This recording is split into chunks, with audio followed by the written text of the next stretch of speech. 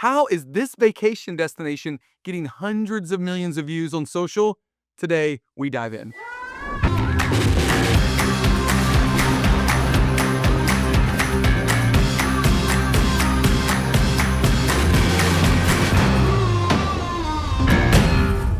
Hey everybody, welcome into another episode of Radical Content. My name is Eric Gray, excited for episode 22 and a few of these new ones that we've been doing, these solo podcasts. Hopefully you guys have been enjoying them. Today's show, really packed, lots of fun stuff. LinkedIn scrolls, so some news and notes coming out of YouTube. Brands to watch, we're going to be talking about Visit Las Vegas, and then we're going to close it out again with Content of the Week, which is always fun, so we're super excited. Before we got in today, there was something that was on my mind that I wanted to share before we get into everything. As you know, the NBA playoffs are going on. Behind this camera is a banner of the Dallas Mavericks 2011 NBA championship. So big sports fan, big NBA fan. And if you don't know, the Mavericks made a just debacle of a trade this year. I can't go into it. I've processed all of my emotions already, and I'm trying to move on. But Luka Doncic, our 5-time All-NBA player, was traded to the Los Angeles Lakers. And this is not a sports podcast. This is not a sports news podcast, but I wanted to bring something up because I think it's important. I tweeted this out the other day, and I wanted to bring this to the podcast because I think it's interesting and valuable for people to hear about. Social media is a fun career. We have a good time here. I had a good time at some of the brands that I've worked for, and I know all of you guys are in it because you love it. You love the creativity. You love the fun. You love the event coverage, the PR of it. It's all really new and innovative and fun and cool. It can also be really hard. And so the Mavericks made this trade, trading away Luka Doncic, and the fans freaked out, including me. And there was this whole thing about fire Nico, our GM, and there was just a lot of really difficult times for the Dallas Mavericks team. And I know some people that work, not in the social media team, but on the broadcast crew, and I've had some conversations with him. But I just wanted to recognize that social media it can be a really hard gig too sometimes. And these social media managers for the last 3.5 months have had a hard time. They've had to come out every single day and try to get fans excited when people are just commenting in every single thread about just kind of all sorts of kind of, negativity. And this team had to just stand up there and do highlights and do look at this score and look at this score. And I just wanted to say kudos to the Dallas Mavericks social media team. You guys crushed it. You guys killed it. You guys were not responsible for what happens in the front office and what happens on the court. Your job is to be excellent at social media every single day and to be professionals, and you did it. And so kudos, and I'm just, recognize it. It was a tough end of the season, but keep doing what you're doing. You guys are awesome, and I'm a fan for life. So just wanted to bring that up, say that before we get into the rest of the show. And here we go. Let's head to LinkedIn Scroll. All right, here we go with LinkedIn Scroll, news and notes from around the world of social and digital. A couple interesting stories today. So if you don't know Stephen Bartlett, he is the founder and CEO. He's also the host of a podcast, Diary of a CEO. Super popular podcast. It's one that I've been listening to for a little while. And you're wondering a little like, why are we talking about a creator of a podcast when we're trying to talk to brands that are out there? Where there's something embedded in this article that I thought was interesting. So it's from Forbes, and it says, the Diary of the CEO founder turned down a $100 million deal to build a podcast empire. So if you're interested in the content world at all, in the creator world at all, really interesting article.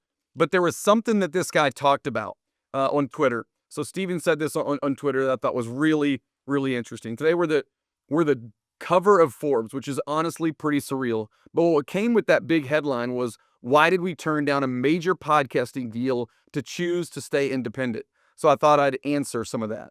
Last year, we were offered an undisclosed podcasting deal, the kind many peers would jump at, and I respect that idea, but it just wasn't for us. And he went into the details about why he didn't want to do it, but there was one specific detail that I thought was interesting for us. Why we turned it down. Number one on the list. It would have meant at least 300% more ads on the Diary of a CEO. So what he's saying is, for us to be able to fund this growth in a different way, we would be bringing in investors, and what would come with that would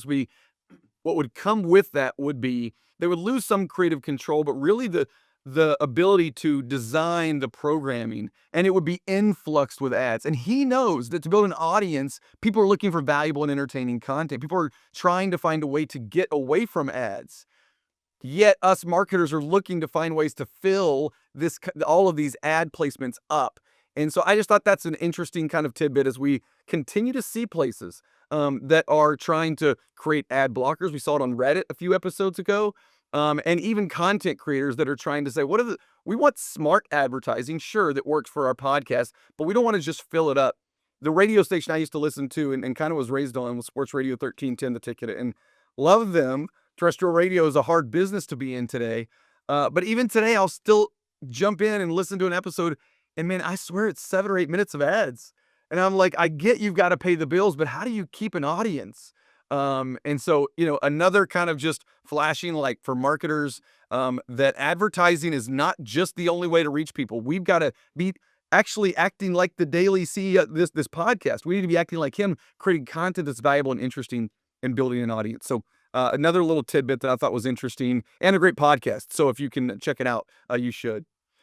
Another thing that I saw this week is the Webby Awards. So again, you'll hear this in a few weeks, but the Webby Awards is a big awards kind of show, online experience. They do a ton of stuff to recognize brands that are doing awesome stuff on digital. Webbies and Shorties, these are probably two of my favorite. There's a lot that are out there, but the Webbies are a really cool one. And this is why this is important. If you've ever wanted to know, man, how can I get more inspiration for cool stuff that brands are doing? Now, yes, we do content of the week here on Radical Content, and we also have a newsletter where we talk about content of the week. So that's one source. But the Webby Awards is awesome. Go there, search by social. You can go into individual brands. For many, many, many, many years, this has been kind of a hack for me to just brainstorm ideas, to come up with new and different things, to see what other cool brands were doing. When you're running a social and digital team, there's a lot of ideas you got to come up with. And man, it helps to have a treasure trove of places to go to find interesting and cool stuff people are doing. So head over to the Webby Awards. I shared it with my team, and we might even kind of try to do a spotlight on the Webby Awards. I've talked about that with Brittany. So maybe in a few episodes, we're just going to do a deep dive into all the nominations and who's doing cool stuff. So I think that's a fun idea. So we'll do that. But with that, that is LinkedIn Scroll.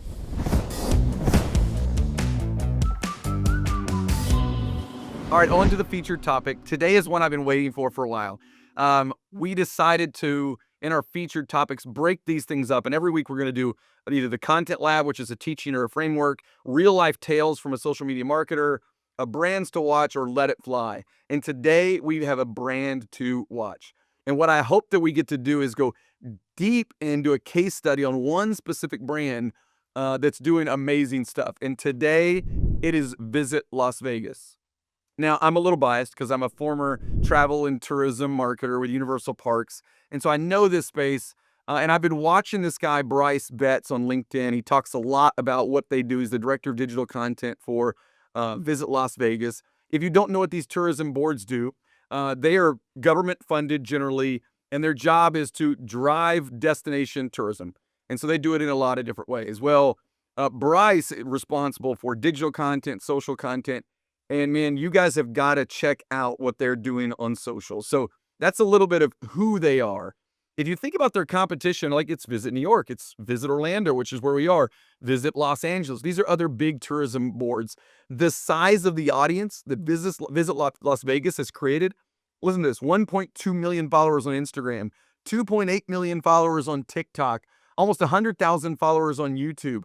This is a tourism board. This isn't a brand that really has an offering. Their job is to make you interested in coming to Las Vegas. Now, Las Vegas has a lot of cool things to talk about.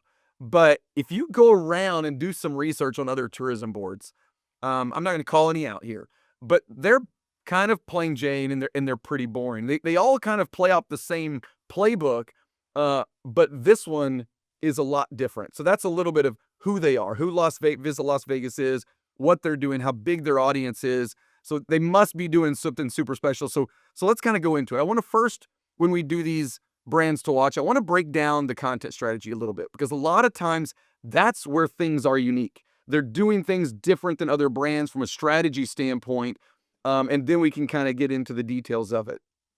The interesting thing about Visit Las Vegas is from a destination marketing standpoint, they're not really doing anything insane. Now, it's smart. It's real smart destination strategy. They're covering things to do, big events, places to eat, places to stay. This is like the playbook for destination marketing. This is a lot of what we used to do at Universal Parks and Resorts on YouTube and in our blog. But what makes them special is the details of how they're bringing this to life. And we're going to look at a few examples in a moment. But I wanted to first highlight what are they doing that's special and differentiated, and what can we learn from it. I know there's a lot of conversations about quality versus quantity, but usually quantity will lead to quality, and they are doing a ton of content. And this is something that I think that every brand has to find a way to operationalize to really know that they're invested. They're also not trying to do this internally. I think a lot of social media teams are small and they're like, man, how can we do this? We got to get more headcount. We got to get more creators. And that's true. And I help brands all the time fight for more headcount. But the interesting way they're doing it is they're working with other agencies. They work with Gray, who's a big, awesome agency. No relation to Eric Gray, G-R-E-Y, not G-R-A-Y. But Gray does some awesome stuff. And I know a lot of things that they've submitted in the Webby Awards has come from their partnership with Gray. And so that's something that I had to learn along the way. For a long time at Universal, I thought, man, we got to do this all in-house. And the second we got to start tapping into other partners that had expertise in long-form storytelling, expertise in podcast production, that's when things blew up. So make sure you're thinking about all of the avenues to create to get the scale at which you need.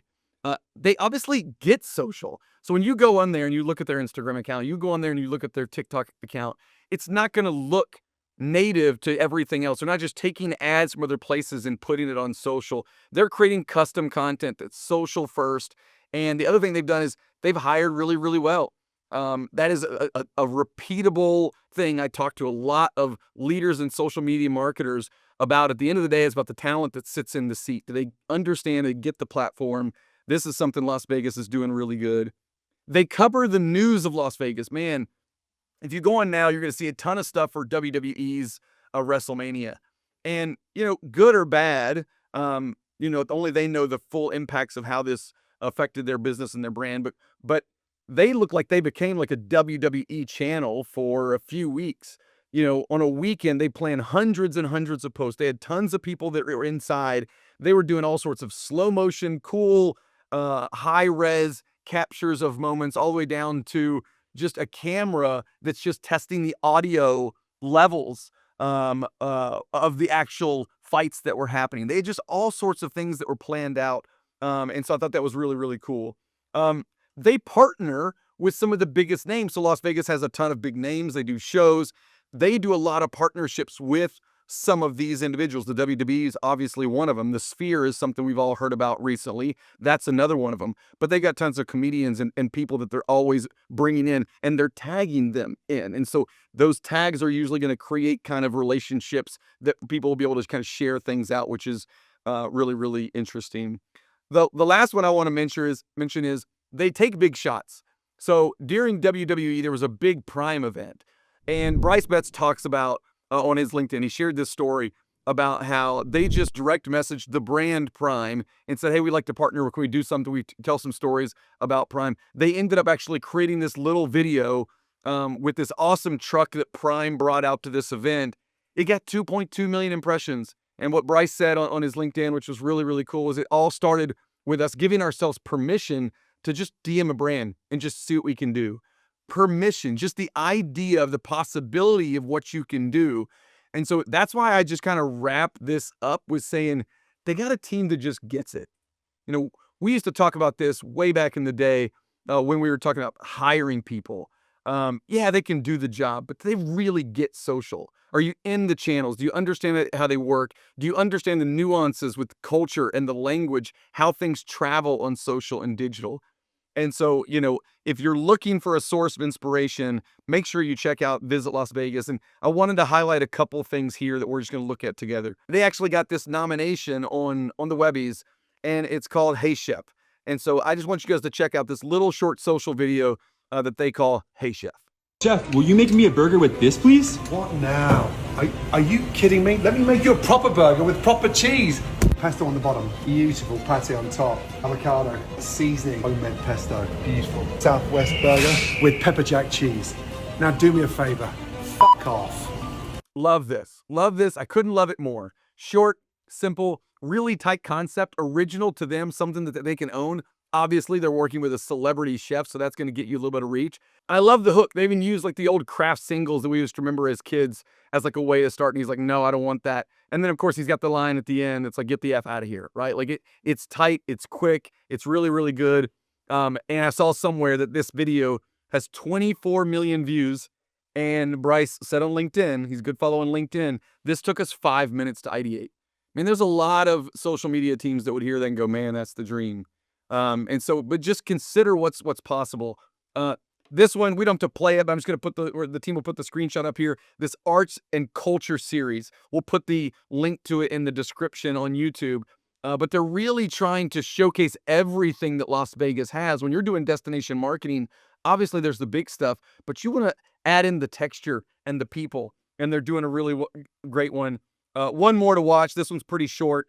This content giveaway video. I'm hiding this envelope somewhere outside of T-Mobile Arena in Las Vegas. This envelope is designed for UFC fans, and whoever finds it will win 2 tickets to UFC 313 Pereira vs. Ankalaev. I searched the whole outside of the arena and hid it everywhere I could, and finally I think I found the perfect hiding spot. The envelope is in or around somewhere I showed in this video, so good luck and happy fight night. I mean, how social first is that? How much fun is that? 1 million views on an Instagram reel. It didn't take a lot of time, activating their audience, activating their fans. So congratulations, Visit Las Vegas. Awesome brand to watch. A lot of things to learn. Honestly, there was too much to talk about. When I was researching it this past week, I was like, man, I don't know what I'm allowed to choose because this could go on for an hour. But super, super excited for what they're doing, and congratulations to the team.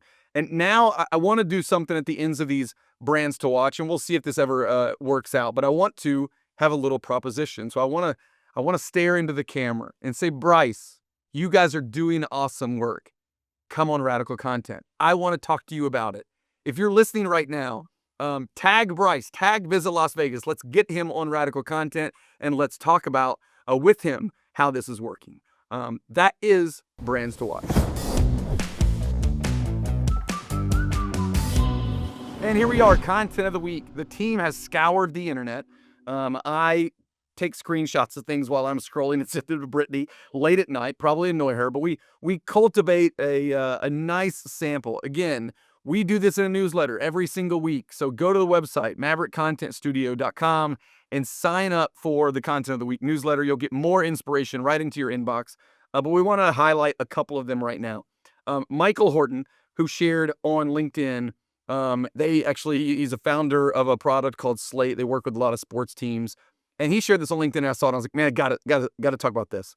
And so it's a little bit of an NBA show. We bookended it, talked about the Mavericks to start, and we're talking about the playoffs that go into it.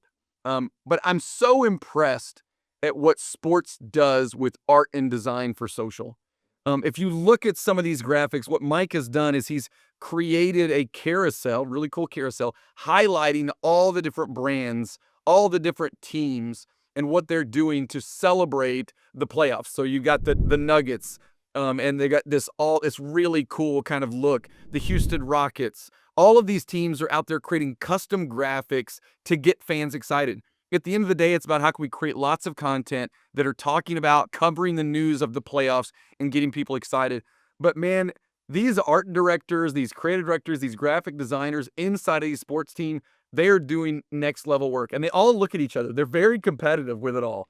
But that's what makes them better, is they're looking at each other, they're comparing, they're thinking about what's going to make this best in class, and they really, really do best in class.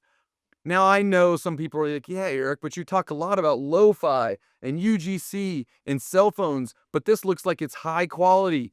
And I would just say, yes, that's true. There's no perfect way. There's no to do content. There's no perfect post. At the end of the day, it's about what is engaging and building fandom with your audiences. And what I think sports is doing is they're almost taking the baseball card of it all, right, back in the day, and they're creating hundreds of mini baseball and basketball cards to get you excited. They're all very shareable. And so check out what the sports team are doing, especially these NBA teams during the playoffs. Every year, they got to come up with new stuff. And it's really exciting to see what the NBA is putting together as we head into the playoffs. I would be rooting for the Lakers and Luka, but they got eliminated last night, so that's a bummer. So I have no one to root for, but just basketball alone. All right, next one.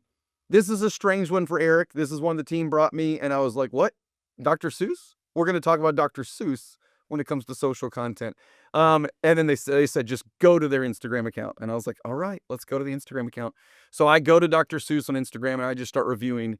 And there's a lot of stuff. We're not going to do a complete kind of content breakdown, but the one that really stood out to me that my team was trying to highlight was they are actually taking original art, as you can see here. This is my happy place. They're taking original art from their books, and they're creating shareable memes in kind of modern and relevant ways. And I thought this is so cool for a few different reasons. One, recycle or use, right? Like they got hundreds of books. They live in my house for my kids. Why would we not use that IP that we have to reach new audiences? Doing it in relevant ways. The copy, the lines that they're using are going to be more modern, and it's about something that's kind of actually happening in the world and in culture today. The last thing that I loved was there's a brand marketer at Dr. Seuss that a few years ago would have said, you're freaking crazy. You're going to use our books to turn these into social memes. You're going to belittle our craft and our art and turn that into social. That would have happened many years ago, but today they've got somebody in-house that knows what people are trying to do. They get it. And they're like, yes, let's use that to try to reach and connect with the younger audiences. So Dr. Seuss, congratulations. This is awesome. Keep doing it. We can't wait to see more. A fun content of the week. Let's close it out. That's it. Episode 22, Radical Content in the Books. Thank you so much for listening. Hopefully you got it to this point. Hopefully you're going to help our retention graphs on YouTube kind of go up and to the right rather than down. But for real, we do these for the social and digital marketers to inspire you, to educate you, to teach you something. We want to send you back out into your brands, into your companies to be the smartest modern marketers there can be. So please, if you're enjoying this, review this, like this, subscribe so you get a notification. I know it works because the data says it works. Another fun episode. Appreciate you. We'll see you next time.